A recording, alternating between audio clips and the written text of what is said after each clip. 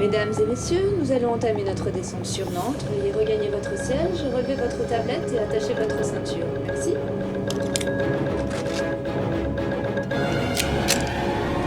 Personne ne bouge!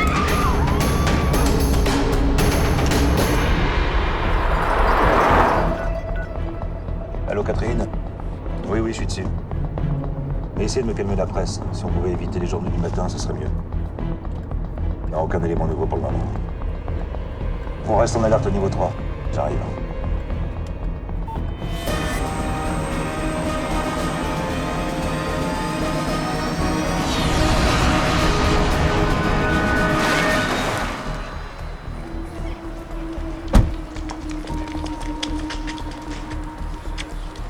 Non, c'est trois.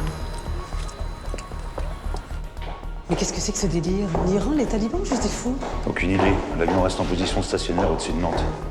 On a 2 rafales qui décollent. Nous serons en contact visuel d'ici 15 minutes tout au plus. Il n'y a pas de raison de s'affoler.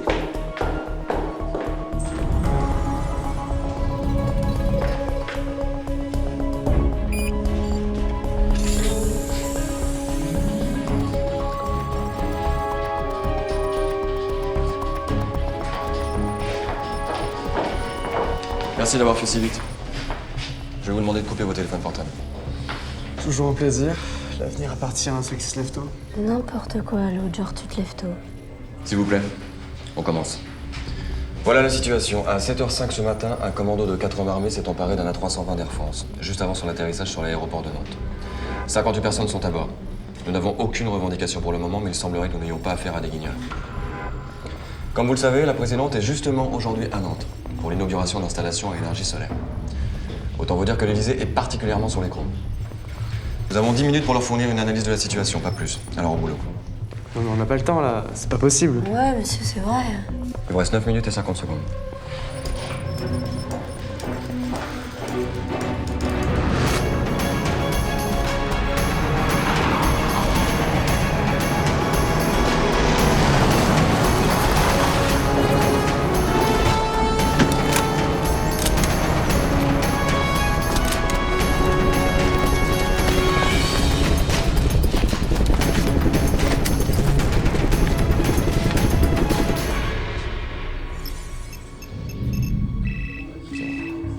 Allô?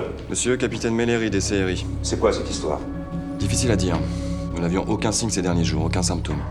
On a lancé toutes nos procédures de scan, mais on n'a rien pour l'instant. Rien, ce n'est pas assez, ce n'est pas acceptable. Écoutez, tous nos effectifs sont mobilisés.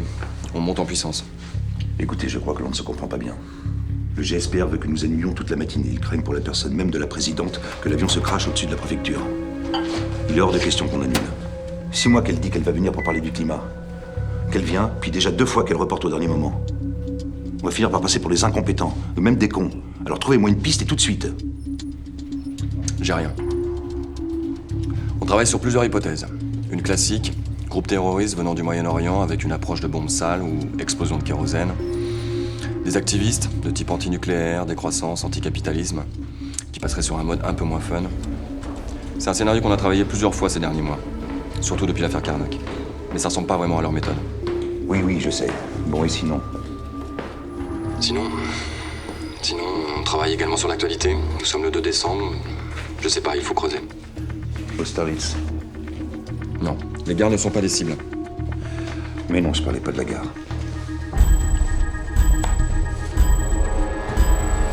Tout à fait, et on me signale à l'instant qu'un avion aurait été détourné ce matin, quelques minutes avant son atterrissage à Nantes. Nantes où se trouve actuellement la présidente de la République pour l'ouverture sur le congrès à l'énergie solaire. J'ai un point de presse à 9h, ils vont parler que de ça, c'est certain. Mais dites-leur que la situation est sous contrôle. Mais c'est pas vrai. Si.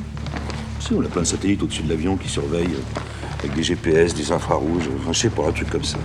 Vous trouverez bien quelque chose pour les calmer. Oui, enfin, faut pas prendre les journalistes pour des imbéciles. Si ça se trouve en ce moment même, ils passent des coups de fil aux passagers, ils en savent plus que nous sur les terroristes. Ça m'étonnerait. Les portables, ça passe pas dans les avions, c'est bloqué. Enfin, moi, je préfère rien dire que dire n'importe quoi. Eh bien, dites que la chasse a décollé, qu'elle est prête à battre l'avion en cas de menace sérieuse. Avec 58 passagers à bord. Vous dites que tout est sous contrôle. Ça c'est pas normal. C'est pas normal du tout. T'as trouvé? Non mais y a un truc qui va pas là. Fais voir. Regarde.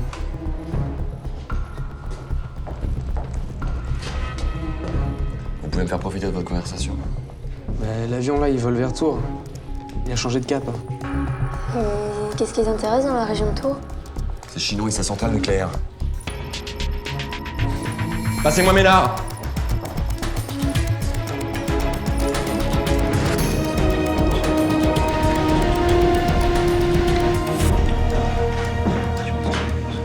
Madame la Présidente, Excusez-moi. nous avons un problème. L'avion a changé de cap. Il se dirige maintenant vers l'est et il est possible que la centrale nucléaire de Chinon soit la cible. Les 2 rafales sont en position de tir derrière l'avion. J'attends vos ordres.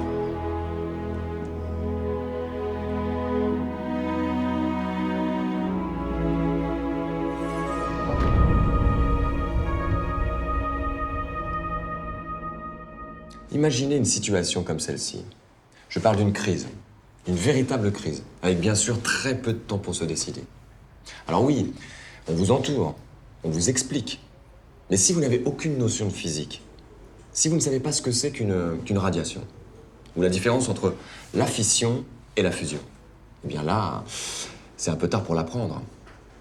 Et ce qui est vrai pour une situation de crise, l'est encore plus dans votre vie quotidienne. Par exemple, le matin, quand vous faites chauffer votre lait au four micro-ondes, eh bien là, vous faites de la physique.